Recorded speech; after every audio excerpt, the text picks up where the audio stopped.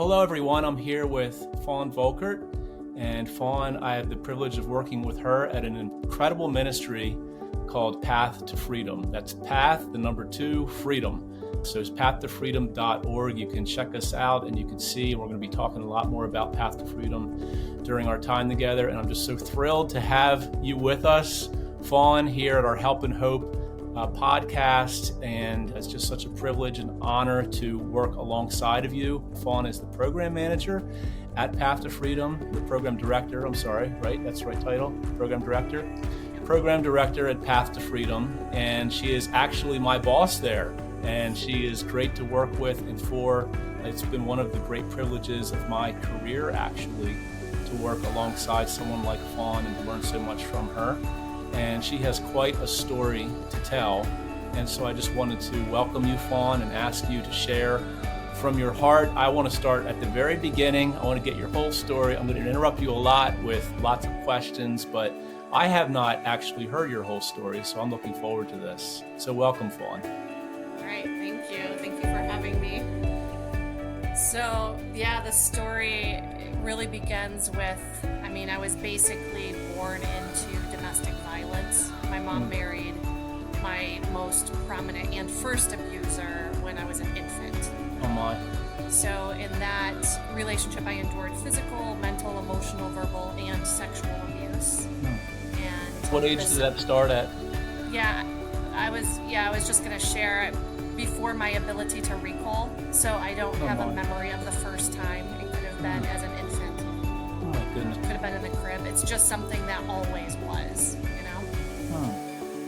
And the sexual abuse was mostly, he was the contributor of that, but also his family members. So it was extensive. The physical violence was extensive. Watched my mom get beaten pretty bad as a kid. And really one of my greatest fears was losing her as a result of witnessing that. And so, it's not that there weren't good moments in my childhood. I had brothers and we had fun and there were moments like that. It's just that trauma overshadowed those moments. Yes. Even though my abuser was made to leave our home at some point in elementary school, the timeline's fuzzy. That's another effect of trauma. But I didn't feel freedom and I didn't feel the innocence of childhood even after he was gone. I still struggled with just fear and loneliness. So while there are these memories that seem like classic childhood memories, that fear and loneliness was always with me. So trauma was pretty quickly overshadowing sort of those normal childhood experiences. Really affecting the way I do relationships. And I think if you look at like adverse childhood experiences, the survey is all about relationships. They're infractions against your relationships and your ability to connect. And so my experience has made it really difficult for me to build good, deep, healthy connections. And you talk about adverse childhood experiences. Our listeners probably don't all know about those. I've learned about those since I started with Path to Freedom. Can you share a little bit about those and how those impact everyone, really, but especially those who are victimized when they're younger? Yeah. You can look this up too. It's often called ACEs, and it's adverse childhood experiences. And it's a survey, really. It's a survey with a pretty small amount of questions. I want to say 10 to a dozen questions about experiences you may have had in your childhood that would increase your vulnerability to, not thrive, basically. So they're usually relational, physical abuse or neglect or, single mom home, family member in prison, questions like that. And then the higher your score, the idea is that the higher your score is, the higher your vulnerability is.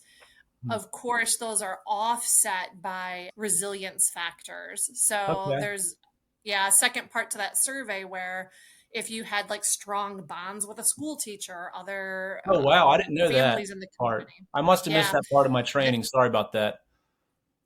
Oh, often it's skipped, actually. It's such a significant, important piece, but often it's skipped. So so keep talking about that. So resilience training, what is that?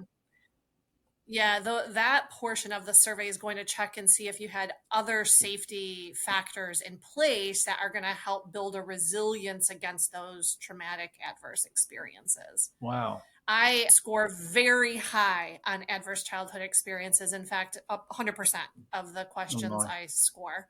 So my trauma was significant and my resilience factors are really low. So it's actually, No. by the I would grace have of thought that God, was I I think. would have thought that you had really high scores for resilience. Just knowing you for the past year and a half, Yeah. I would have absolutely thought that you scored really high in resilience. Yeah, the external factors that they would be looking at, I didn't have a lot of, but internally, I just feel like God blessed me with a pretty good brain.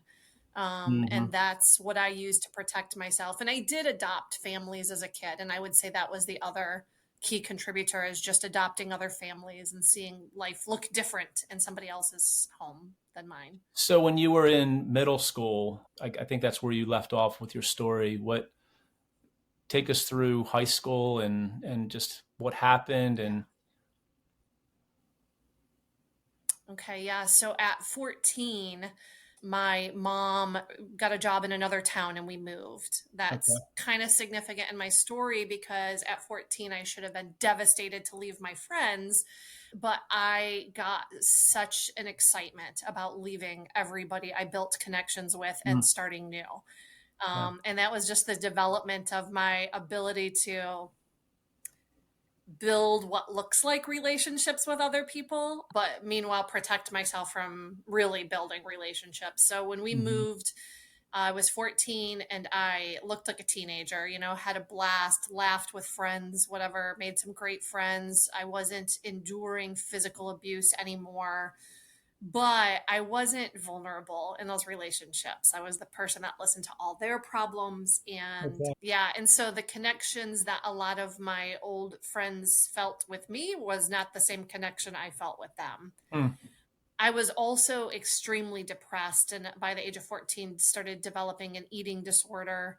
I wow. was cutting, I had suicidal ideation. I would pray every single night that God would just let me die. Oh my goodness. I really believed I was going to hell if I killed myself, and that saved Hmm. me for a little while there. And I would just pray, just let me die, just take me to be with you, God. I can't do this anymore. The loneliness and the fear of my childhood was just always present. Mm, And I think that's important because it's not when we talk about triggers. I was always feeling alone and always feeling afraid. It wasn't something that would be triggered in me. It was always there. talk about triggers because our listeners probably don't know some of them probably don't know what a trigger is and how Yeah. that all works. Yeah. So, what we talk about a lot in working with victims of trauma is that you can trigger that trauma in them. Mm, Something you do or say, or a smell, or a sound, or a mm, word, or anything can bring back this awful childhood experience. For me, an example of that is the smell of alcohol on a man's breath because my prominent abuser was an alcoholic. hmm. So, that will trigger sort of this memory. And so real triggers kind of bring you back. It's a post-traumatic stress experience Okay. like we see in war victims. Right. But that term does get used pretty loosely, and it triggers an emotion or triggers the trauma, which is what I want to clarify, because that trauma, the effect of the trauma is always there. That Right. feeling of fear and isolation is always there. Yeah. What I would say happens sometimes is there's external triggers. For me, an external trigger is something that validates what I already have grown to believe. It Oh my validates goodness. that That's thing that's awesome, already Fawn. there. Yeah. Yeah. And so what happens is my defense mechanisms click Yeah. on. To Yeah. me, that's the best way to describe what it feels like to be triggered. It's not a flashback memory, it's more like a reminder I have to Okay. protect myself. Wow. Yeah, that's really, I'm just so thankful for you and for the wisdom that you share and how God has given you such a gift of articulation from your heart to be able to so clearly. I mean, that's the best definition I've heard of what a trigger is. And it really helps me in providing care for the girls to finally understand it better. I mean, the way that you just shared it, that's gold. And that should be just plastered up on all of our training videos. And it needs to get out there because it was just so well put. And I think it's because you've been through it and you're still living in that at some level. We'll get to that a little bit later. So continue on. I interrupted you and asked you to define triggers, but I'm just No. glad I did. So I love talking about things like that. So I don't yeah, mind. yeah. I mean, the way that you said, I don't even know if I'm going to ask you to repeat it because you said that it validates an emotion inside. Say that again. It validates a belief that I've already grown to, or a feeling or a lie that I've already grown to believe. It validates a feeling or a lie that you've already grown to believe. And that gives me a great opportunity to just give a plug for your book that you wrote when did you write that book? Satan Lies, Goodness. Years ago, Receive maybe Hope. 3. Mm-hmm. Just 3 years ago. Maybe 3. I don't know. Seems like an eternity I ago. should, I should know But that, before but the pandemic, right? Or right around the pandemic? yeah, it was before the pandemic. Right before the pandemic. So Satan Lies, Receive Hope. You can buy that book on Amazon. And so, yeah, I mean, that title, that it validates the lies, that trigger validates the lies. That's just awesome. Yeah. Thank you for that. Yeah. So continue on. Okay. So yeah, struggled with depression through middle school, high school, moved out of my mother's home like 17, 18 years old. And What would at your that, advice be for parents who are listening to this right now? I know it's a loaded question, but just, I mean, they have a child maybe who hasn't gone through what you've gone through, but they have a child struggling with depression. There's so much of that. There's so much anxiety amongst kids, even in really good families, where you'll hear all the time, my daughter, my son, whoever really struggles with anxiety.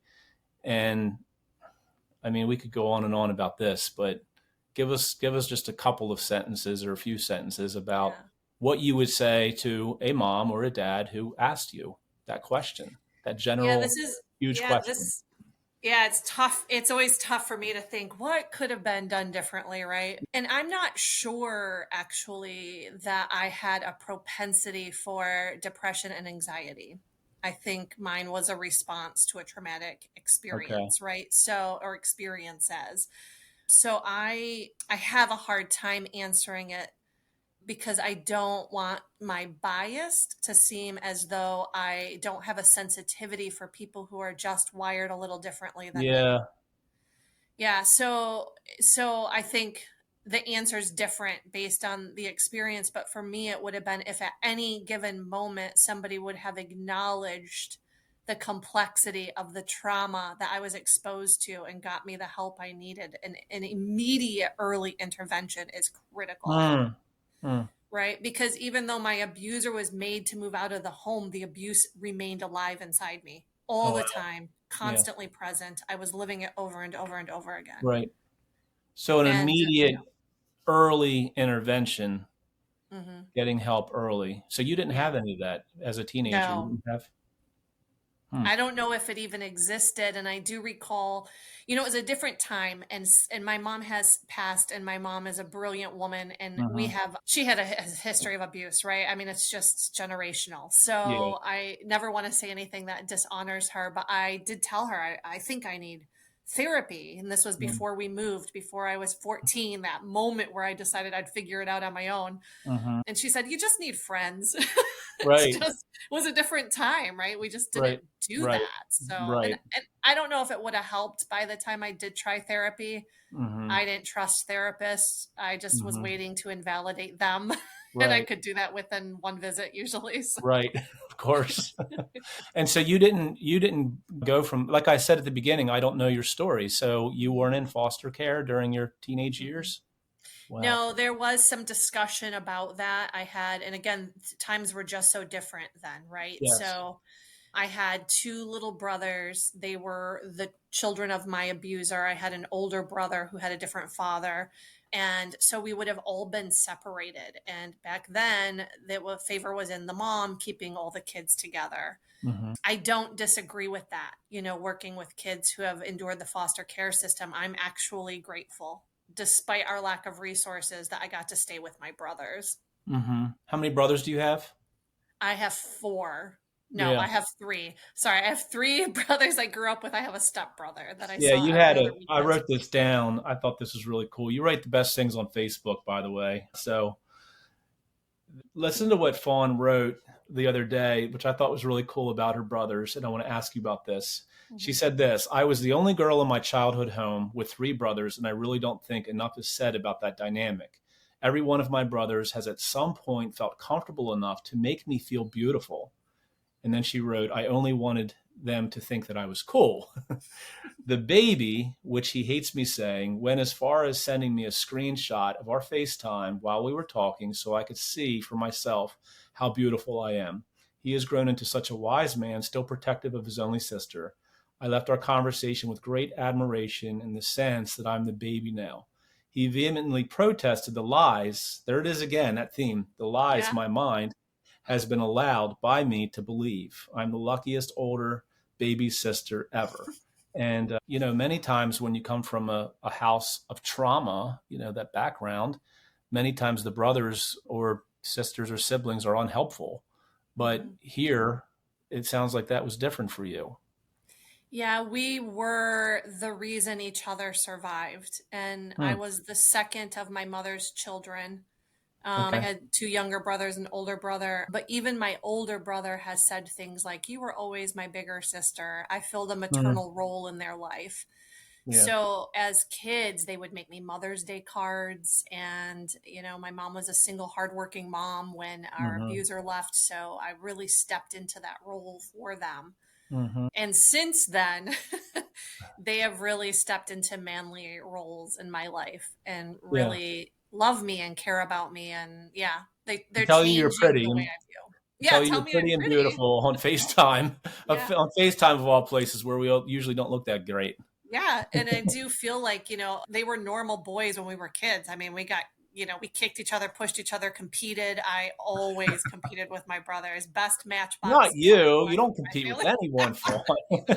That's another one of my resilience So factors. would you say that a resilience factor would be your brothers? Absolutely. Yeah. Okay. Mm. Yeah, they were my will to survive, Yeah. and really interestingly enough, and if you don't mind me kind of getting back to this timeline, Yes. my Go ahead. brothers are what kept me in the town I lived in as long as I did because I wanted to Okay. be there to protect them. Hmm. But I think when I moved out of the house at like 17, 18, that's when things started getting shaky because I went to a party. I was drugged and raped by peers from high school. Hmm. So it kind of relaunched that bad belief system. Oh And my so even my goodness. brothers weren't strong enough will for me to survive at that point. I Hmm. did try to take my life. I ended up in a hospital for a suicide attempt at that time. Oh And my. then, How old were you yeah, again? 18, about 18 Okay. years old. Okay. Yeah. And something characteristic of me, speaking of resilience, is, I was in the hospital overnight. The next day, they talked about admitting me into psychiatric portion of the hospital. And I said, I have to get to work. I can't. There. And they did let me go. I refused to stay. And I went to Okay. work and I went on Wow. business as usual. So Wow.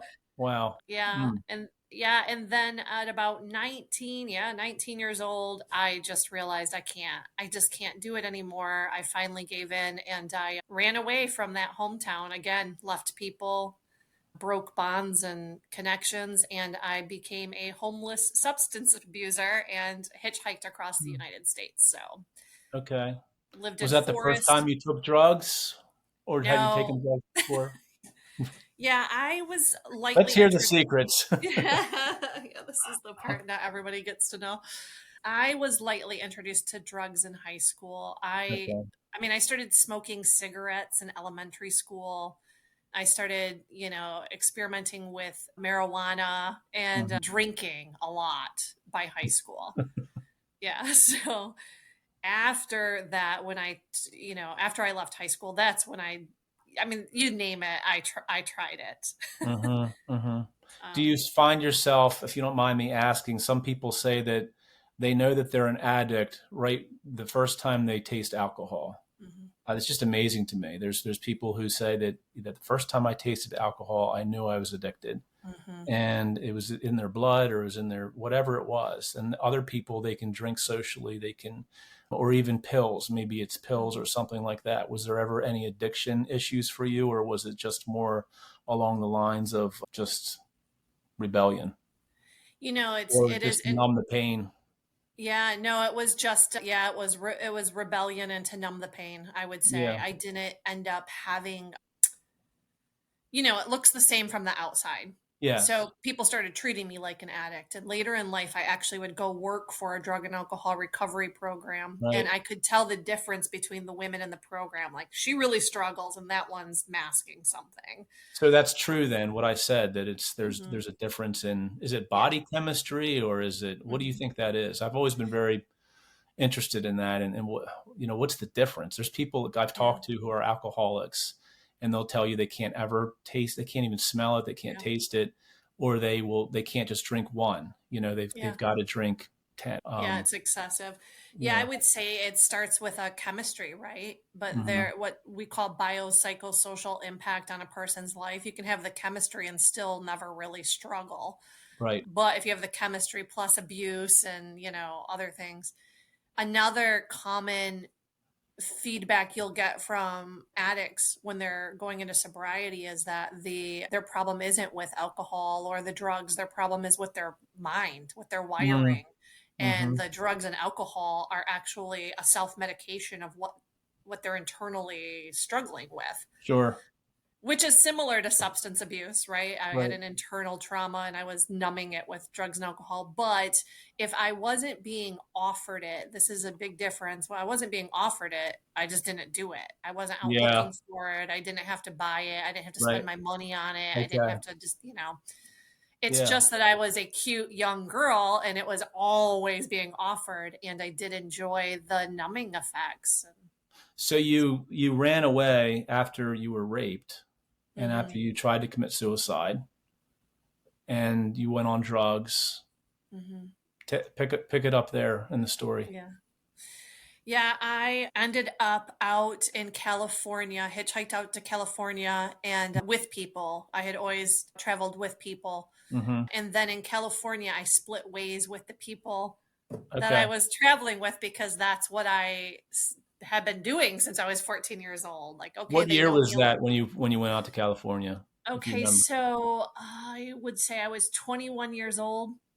That Okay. was like 28 years ago. Okay. So you were born in what, 71, 72, 74. 74? Oh man, I'm 72. So Not far off. not far off. So 20 years ago. When was that? I can't even think right now. I can't either. The early 2000s. Yeah. Well, okay, so it had to have been 19 something because 1999 I was a mom. So sometime Right. before that. I was going to say, well, it couldn't have been 20 years ago then. I'm just curious, was it in the Yeah. 80s and the 90s? It was '90s. probably in the early 90s. It was '90s. Yeah, I graduated high school '92. So somewhere between '92 and '99. That's the window. Okay, interesting. I just always like to think about like the period of time that people were talking about and what was going on in the world at that time. And Yeah. so yeah, so you were going out to California. How far did you hitchhike? I from Michigan to California. Oh my goodness. Wow. Yeah, Well, you it's weren't like by one of my yourself though. You were with friends? I Oh started wow. out with friends, and then in California, Shasta National Forest, as it was, Hmm. I decided to part with from my friends, and I headed out to Beaver Marsh with a bunch of people I didn't know to Okay. start over. So Beaver Marsh, Oregon. There Okay. used to be a single gas station. It's just a few Mm. miles long. It's between a national forest and a reservation. Okay. And I started working I pulled into the gas station with my friends. They had a van. My new friends, they had a van. We were getting gas, and I ended up getting a job, two dogs, and a Wow. place to live. So, Oh my goodness. I think that people who maybe haven't gone through the kinds of things that you've gone through, the abuse, the running away, the hitchhiking, like the whole. Sometimes we wonder, like we just like not how did it happen, but like more details, And a lot of Hmm. times I understand why people aren't willing to share those details. Yeah. But even when it comes to things like sexual abuse, and it's just hard to wrap your brain around it, like how Yeah. it happens to an infant, how it happens Yeah. to a young girl, and how you're still standing today. Like how is it that you're doing so well? I mean, I know that it's the grace of God. I know that. Yeah. But I'm not even asking a question. I guess I'm just making a statement that for those of us who haven't been through what you've been through, it's just incredible to see you standing and leading and leading organizations and being a person that I would follow. And that takes a lot for somebody to get that from me. I thought the same thing about my dad, because when my brother died in 1993, he died in a car accident very suddenly in 1993, July 6th. It's actually going to be the 30th anniversary coming up here soon. I just remember watching him preach and thinking about him preaching now in the weeks after, and just wondering how in the world, how are you even standing, let alone up there Yeah. preaching? And I think the same thing about you, even as an adult, is that, how is it that you're able to be the kind of person you are? Like, if you were to answer that, and I guess I am asking you a question in just a few sentences, Yeah. what would you attribute it to when it comes to your faith? Maybe bring it to your faith. Yeah. Yeah, I would say again, all of this type of trauma and really anything, even what your dad went through, it's all an attack against our human nature to connect with others and to Mm, connect with God and even to connect with ourselves is something he brilliantly created. right. And so the lies that I lived with kept me from those connections. And actually, Anna, the founder of the organization we work for, Anna Stevenson, Yes. she said once that sexual abuse and specifically human trafficking is Satan's greatest attack against God's children. And when I heard her Mm, say that, I thought that exactly sums up what happened. It was a great attack against my design, my intended yes. purpose. And so a couple, like I lost my faith. I lost my connection with God for a long time and was atheist. And I did pull myself up by the bootstraps. I worked and I was the executive director of a multi-million organization in Midtown Manhattan, earned my master's degree on an express bus, had two kids, was staying married. On the outside, I looked just like everybody else, maybe even Right. cooler in some Right. ways. Right. But that feeling of being alone and afraid was still dominating on the Mm-hmm. inside. It wasn't really until I went into to a church and I started letting my heart soften again and getting vulnerable again and accepted Christ, that and really, I mean, yeah, just all of that. Yeah, the vulnerability and being able to trust and bond with other humans and to trust that what God says about me and his word is actually true, Yeah. that I started to experience healing. And Mm. even more specifically, I do things with excellence. I'm an overachiever. That might be a Yep. trauma trait. I don't know. I don't know. It might Yeah. not even be a good thing. But in the church, I also rapidly became somebody who was on the prayer team and Wow. leading, hospitality. And I was at a women's retreat, and a young woman came up to me who knew my story. And she said, "Can you pray for me? I don't want to live with the effects of childhood sexual abuse for the rest of my life." And when I Right. prayed for her, and this is in my book, there was this profound moment where Mm-hmm. I thought, I've never prayed for that. One of the Mm. lies I was still standing on was that I will never heal from this, that I will always be experiencing this loneliness and the shame and the everything that comes with it. So Yes. I really fake prayed for her. I want to be honest about that. We've later talked about that candidly, but in that moment I thought, that's it. I cannot help other women heal. I cannot be the light in the darkness or the Mm-hmm. light on the hill if I haven't experienced the healing that God says he has for me, right? Mm-hmm. So Mm-hmm. I went on a hot pursuit to figure out Yeah. what that is, and Yeah. that's evolved into my ultimate healing, where now I feel like I can serve other women because I can serve from a place of having been healed and set free. Mm, And you're right. There's still some of it there, right? It's like every day I'm sure. learning something new and I'm Sure. still growing and healing, but I'm not coming to other people from a place of disparity. We're Mm-hmm. all going to experience trials, and it's just that God uses what was meant to harm us for good, and when we walk in that justly, Mm-hmm. it's all him. Yeah, that's interesting that you shared that verse yesterday or a couple days ago in our staff meeting from Genesis 50:20. Those things Right. yeah, it's great. It's just an awesome verse, and it's in the context of it is that Joseph has been left by his brothers, sold into a pit or dropped into a pit, left for dead. Years and years pass. He's thrown into prison. He finally rises to the second in command in Egypt, to Pharaoh, and there's a famine, and his brothers come, and I love the way that Joseph kind of toys with them a couple times and Mm-hmm. disguises himself. It's just that sounds like something you would do, Fawn. It sounds like something I would Yeah. do too. Yeah. And finally, I love that it says with tears, that with tears he turns to his brothers and he says, "What you meant for evil, God's turned Mm-hmm. for good, so that many could be saved." And I love that you shared that the other day, because then we were able to share that with the girls who that we're Mm. ministering to at Path to Freedom, and Melanie tied it together with Romans 8:28, that those two verses really from the Old Testament and the New Testament, Genesis 50:20, Romans 8:28, for God works all things together for the good of those who love him and those who are called according to his purpose.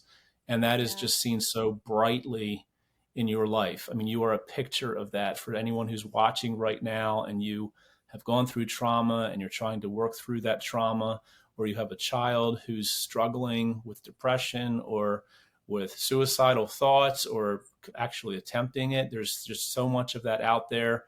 You're looking right now at a picture of Romans 8:28, that God is working, and he's continuing to do that. He's continuing to Mm-hmm. work things for your good. And the book that Fawn has written is called Satan Lies, Receive Hope, and you can get that book at Amazon. And so I want to continue with the conversation if you're up for it. You up to I am. continuing? Okay, good. Because I have more questions. Okay. So, all Shoot. right, how did you go from, so you're on the street, you're hitchhiking, and then you go from there, and you said that you became a young professional with two children and successful, but yet you were still an atheist at that point? Yeah. Okay, so how did that all happen? When I was in Beaver Marsh, Oregon, I was sort of groomed by a truck driver out there, and that just Oh was like my. one more moment of trauma on top of trauma. And Okay. he picked me up and was treating me great and whatever, and How old was buying me he? clothes. I would have to guess at least 10 years older than me, and I was 21 at the time. Okay. Yeah. Okay. I found myself in trouble. We were at a hotel room. I intercepted a When phone you call say from my. groomed, what do you mean by that? Yeah, I was homesick. I wanted to get back home. He met me at the gas station I was working in at Beaver Marsh and kept popping in and being Hmm. kind to me and told me that he had a load to take back to Michigan, knowing where I Okay. wanted to return to, and that he would give me a ride all the way there. Mm. So I jumped in his truck and we slowly crawled across the West Coast. And he was buying me food and taking me on shopping trips and buying me clothes. Right. And he didn't try anything on me, right? Like he was Okay. safe, but he was also giving me drugs. We were in a hotel room one night and he was passed out. I answered the phone when it rang, and whoever the woman was on the other end, maybe an informed bystander, maybe somebody who knows him, said, "You are in danger and you need to get Mm. away from this man.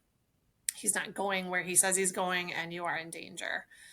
Knowing what I know now, that very well could have been somebody getting ready to involve me in trafficking. The behaviors are very similar. And Hmm. He passed out in his truck one night in an alleyway behind some greasy spoon. I jumped out of the truck and jumped behind the dumpster we were parked in front of. I didn't even want to take my chances of him seeing me run. Hid behind that dumpster until he left, stayed there until it got dark and I knew he wasn't coming back, and called my dad for help. So, Oh, yeah, so I think it was just one more sign, right, that God wasn't right. for me, he was against me. I just decided there's no God. There's no God. How could he sit by and watch what happened to me as a kid? It doesn't make sense. I couldn't make sense Yeah. of it. And yeah, so it was actually in New York. I already had one kid, was married, getting ready to have a second kid. I was reading Pursuit of Happiness. Hmm. Actually, mother of two already. I was sober. My first kid saved my life, I say. I was, had Okay. him, and I decided I don't want to be the kind of parent I was raised by. I want to do better Right. by him, and I did better. Yes. I was reading The Pursuit of Happiness in New York, and I thought, what's the difference between that man and me? And I realized it's because he wasn't just surviving, he was Hmm. thriving. There was a huge Wow. difference. Surviving was coming out the other side and just staying alive. Right. And I was surviving, but I Hmm. I wasn't thriving. And so I Yes. really, with that knowledge, I thought there's got to be more to this. And I started really pursuing what it meant to thrive. And it would take me a long time. Hmm. My youngest son was 4 years old, and he was always fascinated by churches for some reason. Like whenever we drove past a church, he would say, "What is that?" And I would say, "It's a church." And he'd say, "Well, can we go?" And I'd say, "Yeah, someday." So we were back in Florida. My oldest son was struggling with, some of the things I struggled with as a kid, some depression, some anxiety, not feeling Hmm. like he fit in. Okay. Surely because he was being raised by an atheist woman responding to trauma, you know. Yeah. Okay. So my youngest son came out of his bedroom and said, "When are we going to church?" He was Oh. 4. And I said, Oh, "Yeah," I said, wow. "someday." And yeah, and he said, "No, you always say someday. I asked you when. When are you four taking years us to old. church?" Wow. 4 years old. And based on what my other son was going through, I thought, where does he go when he's most afraid? Because when I was a kid, I could pray and I could Hmm. go to the Lord. And I had exposure through the Lutheran church as a kid. And I think that was part of what kept me alive. Is I used to lay in the backyard of my childhood home, and I just knew there was something more for me. I just knew there Yes. was a God and he had a plan for Yeah. me. And I thought, wow, I raised my kids to not believe in God. And that was the only thing I had. And so, fearing that where the emptiness that my teenage son might lead him, the next morning, I dragged them into a church. And we went. We went Wednesdays. We went Saturdays. We went twice on Sundays. Wow. Wow. And yeah, and my 4-year-old accepted Christ first visit, was Hmm. immediately wanting to serve in the cafe, and he's still a man of God and a Oh, faithful leader. And yeah, that's great. so that's what did it, was just that wanting to protect my kids. I thought, while I'm here, I may as well listen to what they're saying. Right. And honestly, Chuck, I know now, right? The reason why I couldn't step back into a church is I was afraid I would start crying. And I was afraid Yeah. if I started crying, I wouldn't stop crying. And it was Right. all to protect my heart from further pain. And that's how Hmm. Satan keeps us from healing. Right. Another lie. Another lie. And I don't even know if I answered your question. No, you did. So you would point to that as the time where you accepted Christ, or would you say that it was Hmm. just there since you were a child and reemerged again? Reemerged. Yeah, I knew Hmm. as a kid, I had a knowing, right? I just had a Hmm. knowing that there was a God who loved me. I Yes. knew about Jesus. Was every other weekend I spent in a Lutheran church and was taught about Jesus, and I was baptized and did their confirmations and all Hmm. of that stuff. But yeah, Yeah. that relationship thing was with me as a kid. And so career-wise, I know that before you were at Path to Freedom. Mm-hmm. Is there anything else big that happened? I mean, a lot of things big happened, but related to your trauma after your church experience. What else happened between then and And Path to now, Freedom? Yeah. yeah, I feel like I've just been jumping all around. Oh, it's been great. It's I been very dedicate. clear. Yeah, I dedicated my career to nonprofit management. I just wanted I think I always had that desire to find that purpose for my pain, right? And I was making pizzas in college, and every time I made a pizza, I thought, this is so unfulfilling. Like, I just cannot do this kind of Especially you job, you with know? your focus on health and all of that. Hmm. Oh yeah, it Mm. just yeah. So and the more I began to heal, the more I thought, ooh, I don't like the messaging the world is giving to people, and I need to open up my big mouth, basically. Yeah. So I earned that master's degree in nonprofit management and philanthropy. My undergrad was in human services, and I just jumped from mission to mission.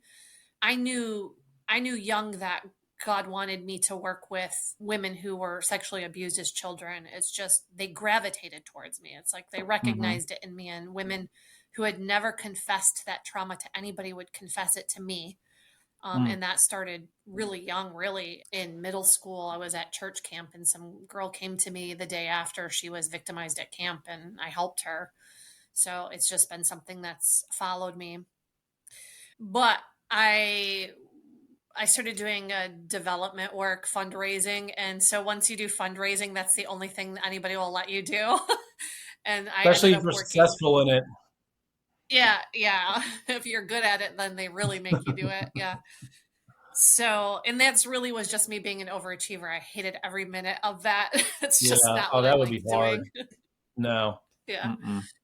But I worked at a local ministry here, St. Matthew's House, and they were a homeless shelter and a substance abuse recovery program. And they would let me, in fact, encouraged me to go work directly with the women in that program.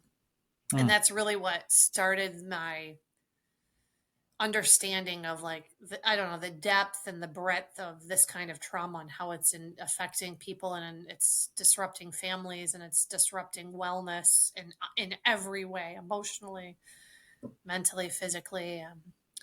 Hmm. Always wanted to do more with that, and I wanted to work in programs, and I wanted to work with women who were sexually abused as children. So I just started looking for those opportunities. Yeah. Yeah, So Path to all Freedom. during my healing. Tell us about Path to Freedom. Tell our listeners about what this ministry is and why it's Yeah. special to you. And I'm going to interrupt you as you go, though. I can ask you questions. Okay. Yeah. Yeah, I met with John and Anna, the Stevenson, the co-founders of Path to Freedom. I'm so bad with timelines. It's a casualty of trauma. I think, well, 5 years Yeah. ago, maybe now. Okay. We sat in a coffee cafe. One of the board members worked with me at my previous place of employment and convinced them that they needed to meet me and talk to me. And we sat down, and I fell in love with Anna right away. Yeah. I fell in love with Anna because she told me that the mission of this organization was to provide long term support. And when she described what she envisioned, I thought, yeah, that's what I needed. that's Right. that's what I needed growing up. That's what you And need also that God was, yeah, that's what I need. Yeah. And currently. yeah, yeah. That's what I need currently, And too. Long-term support yeah, and long-term everybody. care. I think we all need it. Yes. Yeah, it's not a band-aid response. It's a constant attack of Satan's, and it constantly Hmm. needs to be rebuked. So, Yes. yeah, so the mission right away, and then Anna's boldness, if I'm being honest, just God called her to something and she was doing it. And God was Hmm. calling me to something, and I was taking really slow, calculated baby steps and Yeah. overthinking everything. She Right. just jumped in, and I was attracted to Hmm. that boldness of hers. So they offered me a job, and I told them no. I wasn't being released to the job yet. I was struggling with some health issues at the time, and oldest son was graduating high school, and I realized I had given myself to ministry work, but not really, again, to the relationships with which God had entrusted me, Yeah. like my kids and my family. And I Hmm. wanted to work on that. So I think I dragged my feet for a good year and a half. I volunteered with Path. I would speak when they were trying to raise money, and I would just volunteer and, give them my time. And then I was out for a run one day. I was training for a marathon and out for a run, and my phone rang, and I saw that it was Anna, and I kept running, but I felt the Holy Spirit say, imagine what you could bring to this organization as an employee now. Imagine the kind of employee you could be now. I learned to not sacrifice my own wellness and my own family to a mission, but to give out of abundance.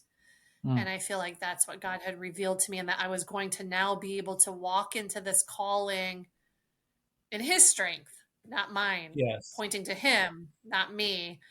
Yeah. So spent that time in the valley and the wilderness and decided to link arms with them. And yeah, no Hmm. looking back. We're providing, as you know, long term housing to child victims of human trafficking. And these girls Hmm. have experienced horrific, complex trauma, most of it which rivals anything I've experienced even. Mm. And I want them to know that there's hope and healing on the other side of that, and there's purpose, Yes. and that they're Yes. not just going to survive, that they're going to thrive. So Hmm. Has it been worth it?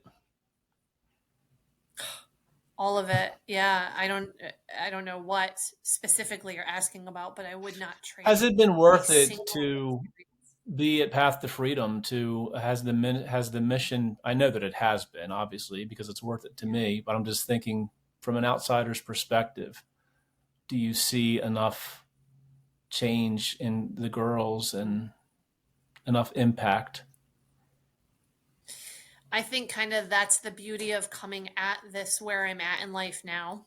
I probably would have experienced a lot of despair doing this younger, because I really want hope and healing for these girls so badly. But I also recognize how long it took for me to really identify with it.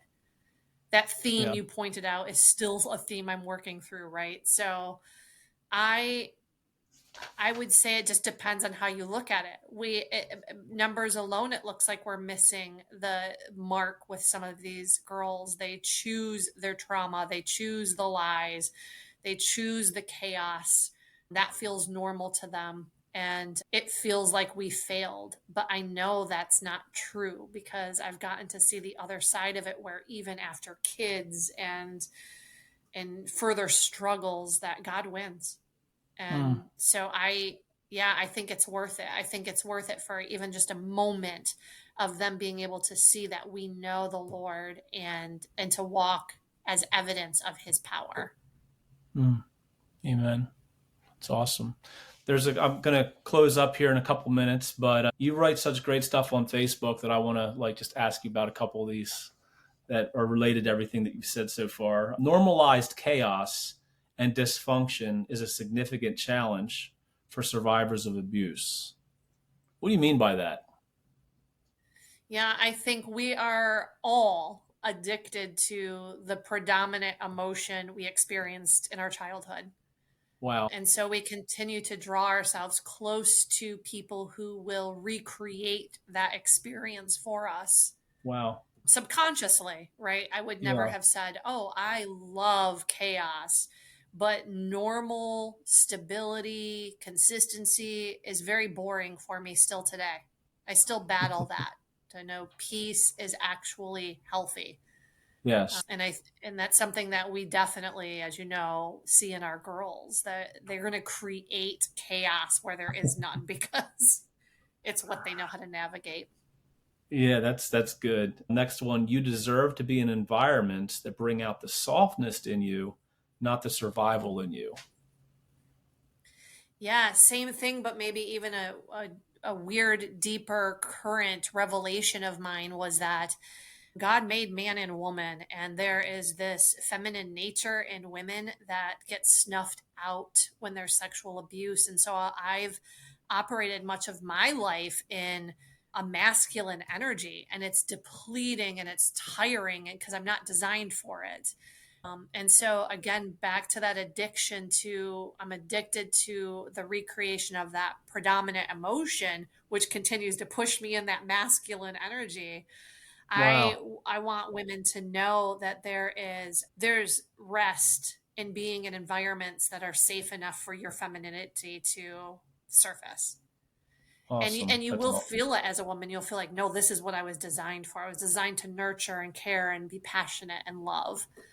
Mhm. And relationships and environments that allow you to do that are good. They're not bad. They're Mhm. not scary. They're awesome.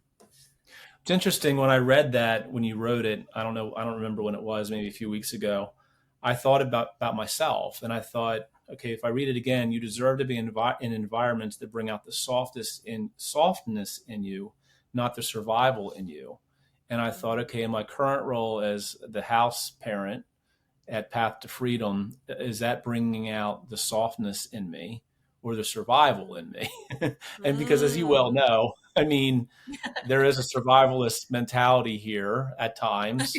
And so on the Yes. surface, I thought, all right, there's no way that this role is bringing out softness in me. But then I started to really think about it. And I thought about my interactions with the girls and even in times that, were really hard. And I thought, well, that was probably some of the softest character traits that have ever flowed from me was when they needed it the most, when they needed that softness the most, where, we don't yell and scream at them, Yeah. even when it might be quote unquote, it's never deserved. But if somebody would say, well, they deserve that. Well, no, they don't with what they've Mm-hmm. been through, especially. And then the survival, not the survival in you. And I love what you've said many times. And I've used that phrase before many times in ministry. You don't want to just survive, you want to thrive.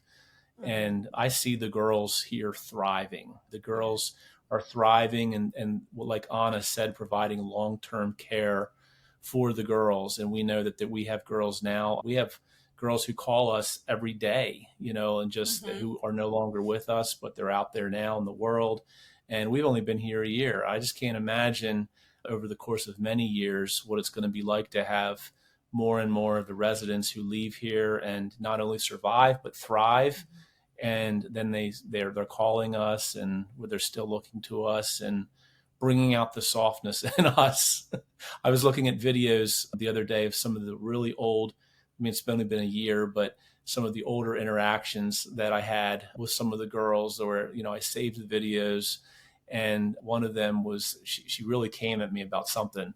And I thought, like, my response to her was like a brokenhearted, like, response. And Mm-hmm. it brings out the softness, and I think that's Mm-hmm. so important to be in environments that actually bring that out in you, no matter whether it's as a house parent at Path to Freedom or working as a manager at a bank, that those soft qualities about you come out with strength and power. So I just love that.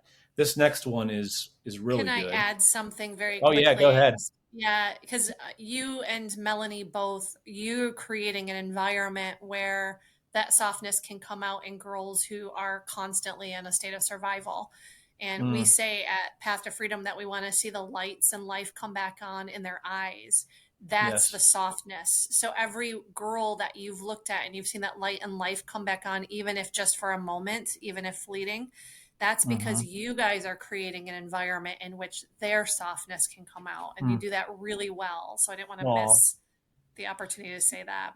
yeah, it's interesting. I mean, we could go on and on, but when you talk about the survival and the fact that the girls are in survival mode, I've really Mm-hmm. enjoyed learning about that from a scientific perspective, that their fight or flight switch is Mm-hmm. constantly on inside their Yes. brain, which Mm-hmm. is abnormal. I mean, that's not the way that all of us Yeah. respond, but in the fact that that's always on, that it's always firing, that means that they're responding at all times to even normal stimulus in that fight or flight survival mentality. And Yeah. the light and life coming back on in their eyes, I believe, is turning that switch off in some ways. And it just happens It happened slowly over time. I was just telling one of our residents today that when she first got here, and we were laughing when we were telling her, and she was laughing too. We said that her fight or flight switch was just on. It was in hyperdrive all the time,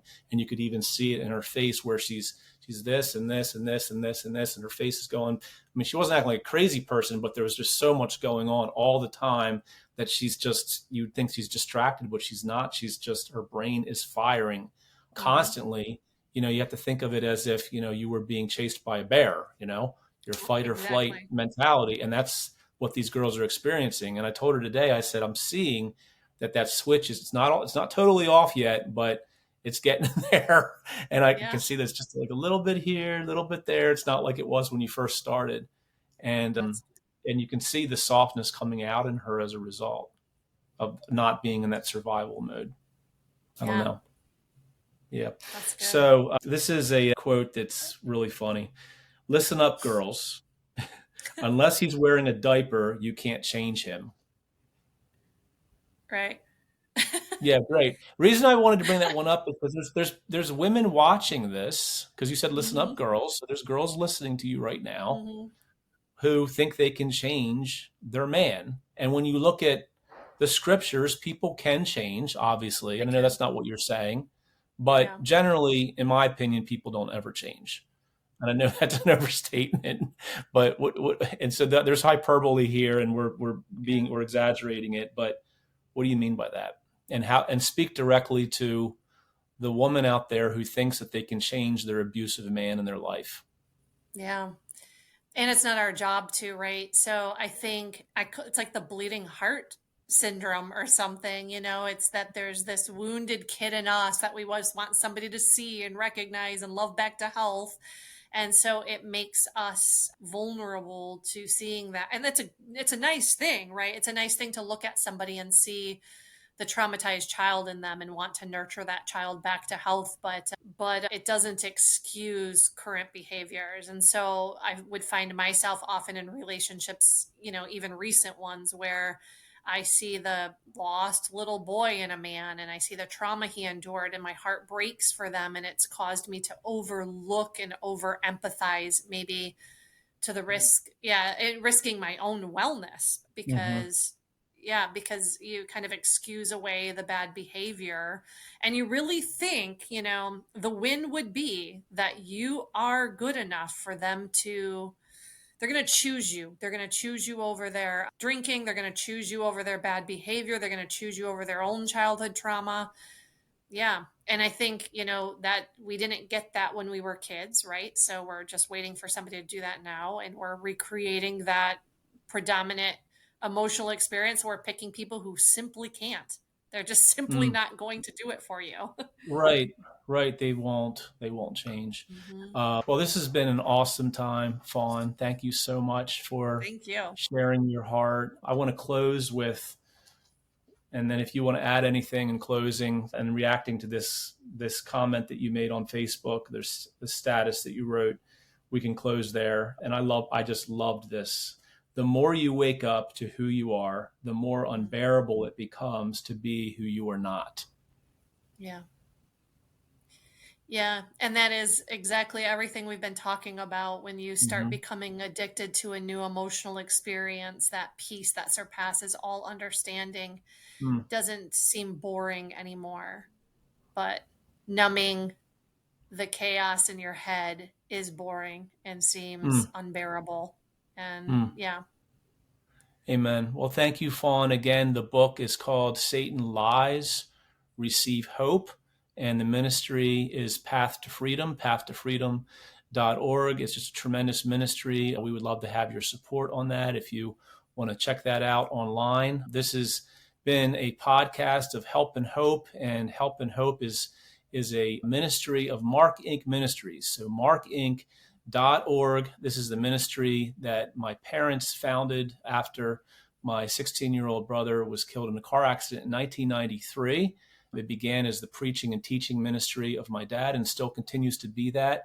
But now it's just an incredible ministry that provides help and hope to those who are hurting. And so if you're watching this today, you might be watching this. What I love about this broadcast and about these types of things is that somebody could be watching this like 40 or 50 years from now, and they could really need our help. And they might find this like on the internet somewhere in some corner of the internet. And I just don't know when or where you're watching this, but wherever that is, just know that there is help and hope. There is healing from trauma, even the deepest trauma, as you can see in the testimony that Fawn has provided here. We hope this helps, and may God richly bless you. Thank you for listening to this Help and Hope podcast produced by Mark Inc. Ministries. Be sure to like, comment, and subscribe. Visit markinc.org, markinc.org, to find additional free resources on a variety of topics.